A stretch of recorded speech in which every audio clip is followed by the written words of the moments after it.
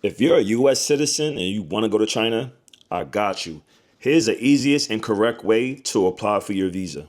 So I got my visa approved in 2 days. I've been to China multiple times and I've been to 7 cities so far in China. So the first thing you want to do is make sure you have the correct website. You can go onto Google and search how to apply for a Chinese visa, and you'll get so many different websites popping up.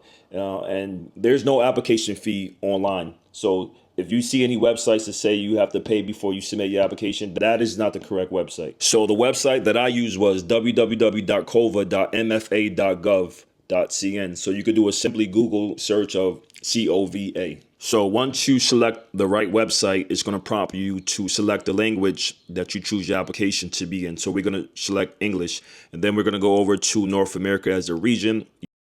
United States has 6 different continents. One in Chicago, one in Houston, one in New York, Los Angeles, Washington, D.C., and San Francisco.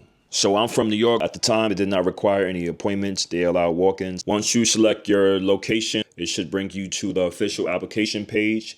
On the top, you will see application ID. This is very important that you save this information. And I would read through the application before you start the application process. The application itself is pretty straightforward, actually, for basic information, your work history, your previous travels, and the reason why you want to travel to China.